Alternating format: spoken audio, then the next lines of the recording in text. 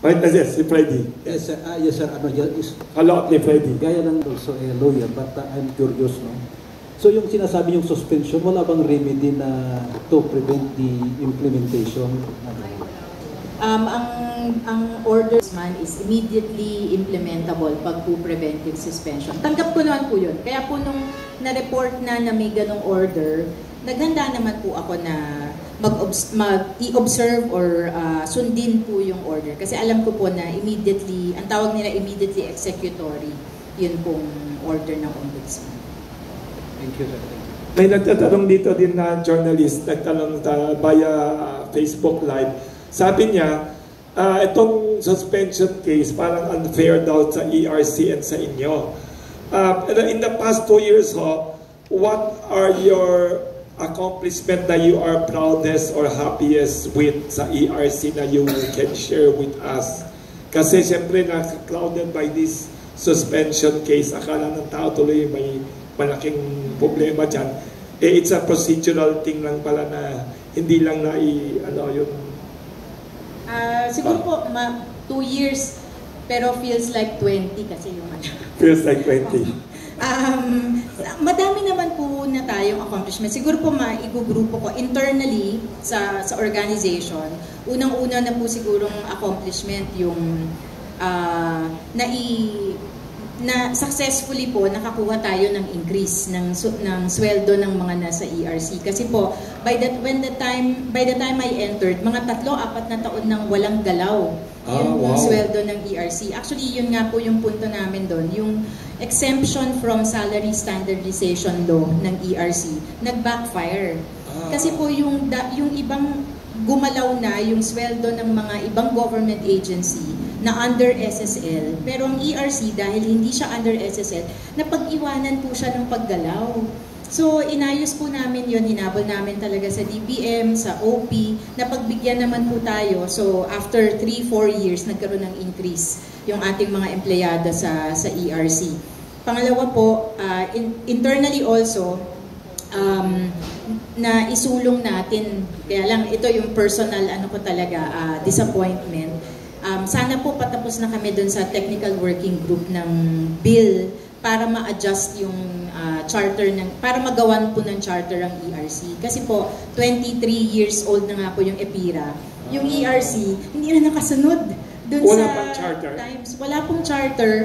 Yung setup niya para pa rin napokor lang ang nire-regulate niya. Hindi kung ganito karaming generator. So, gusto po sana namin makisabay sa panahon yung ERC. Sino kailangan mag-action yan? Aside from you initiating Congress? Congress po talaga. Batas buo din dalawang Congress? Opo. Patapos na sana kami po sa House nung the suspension was enforced Monday. Tuesday was supposed to be our last technical working group para sa House version ng bill. Hindi na po ako naka-attend.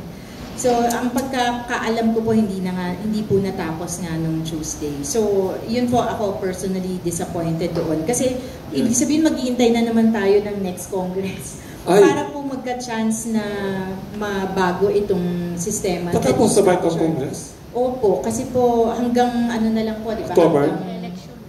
Kasi po mag-filing na. Magpa-filing na nung October. So, wala na sila sa September? Meron pa naman concession, but focus on the budget na po kasi. So, yun po, sayang talaga. Grabe. Pero yung, siguro po, in the industry, marami din po tayong nasulong. But yung unang-una po siguro top of mind na what I'm most proud of is what we recently issued on the Omnibus Rules on Consumer Choice Programs. Ito po, pangarap po ng EPIRA na bawat household makakapili ng sarili niyang supplier para makakapag-shopping siya sino yung mababang makakapagbenta sa kanya. Pwede na ba yan in the future? Hindi lang po in the future, ngayon? pwede na po ito ngayon. Ordinaryong bahay? Pwede po si Juan de la Cruz? Opo, pero aggregate. Ngayon po, sinama namin yung sa bagong rules. Halimbawa po yung village nyo, pwede kayo mag-aggregate. Or kung halimbawa po, barangay. Ang bake shop ninyo, marami kayong branches within the Meralco franchise area, for example. Pwede pumili. Pwede nyo po kayong i-aggregate, tapos makapili kayo na magsusupply sa lahat ng bake shop nyo. Kailan yan franchise area. Effective na po yan ngayon. Ngayon pong September 7 po yata. Uy, magandang balita. Hindi ko alam yan. Opo. Hindi ako nakakapasa. At nakakatuwa po kasi po may track record po of success. Last year, Yes. yun pong mga nag-engage sa ganitong programa, Nakamura. by at least 2 pesos po per kilowatt hour ang savings nila. Wow. Anong Kaya, tawag ulit yan? Consumer choice programs po. Wow. Kaya po last year, lahat ng miyembro ng consumer choice programs Yes. natin, retail market, ang total savings po nila, 46 billion pesos. Wow. 46 billion. Opo, so yun po yung ito po yung dapat i-roll out Yes, na namin yes. for the remainder of the year. Roll out, ibig sabihin, mag-big announcement kayo Yes. the public. Opo, Uy, tsaka baka po pwede campaign. nyo. Campaign Oo. po talaga. Kailan kayo pwedeng next week? 2 weeks from now? Pagkwento kayo ulit dito, yun lang ang topic. Wala Maganda pa. yan, ha? Suspended po. Ayun, suspended pa sila. Suspended si ma'am, kaya Ba't di ko alam yan? Akala ko lahat alam ko, lahat ng balita. Ang galing. Uy, maganda yung ginagawa niyo, ha? Maganda po talaga.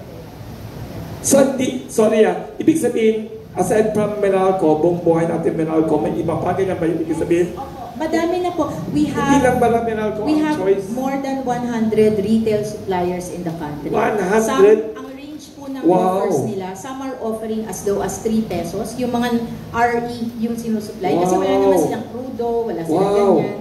3 pesos or up to 6 pesos po yung range ng supply. So, 46 billion in how long period? For 1 year po. 1 year nakasave ang mga consumers. Congratulations. Narinig ba yun, Cathy? Paano po malalaman o saan pupunta ang consumer para po, halimbawa, kasi Meralco, ang laki-laki ng power rate nila ngayon per kilowatt. So, Oo. saan po namin makikita yung listahan at paano kami pupunta sa kanila? Thank you po. Very meron nice. po, meron pong sub-website. Sa ERC website po, meron din siyang sub-site na tinatawag nating buyerelectricity.com. Yung pong BYE, buyerelectricity.com, nandun po listahan ng mga suppliers na pwede kayong mag-shopping po doon ng supply. Ang gusto nga po namin, although dinidevelop pa namin yung Website. meron na pong website pero dinadagdagan po namin ng data. Ilalagay po namin doon yung rates mismo ng mga supplier para po madali nang mag-shopping. Ang gusto nga po sana namin eventually, yung contracting ninyo, doon na lahat digital, online, para po hindi na mahirap mag-transaction. Sorry, Chairman, kunyari hindi ka kasama sa subdivision na sa barangay ka lang, pwede ba yung buong barangay community mag-group together? Pwede? Opo, pwede rin po. Hindi Ang tawag- subdivision lang. Ang tawag po doon, yung aggregation. Basta may grupo kayo na pwede mag-negotiate ng mas murang kuryente. Ang galing. Ay, may tanong si Nilo. Di ba? First time nagtanong in, kasi, Hello.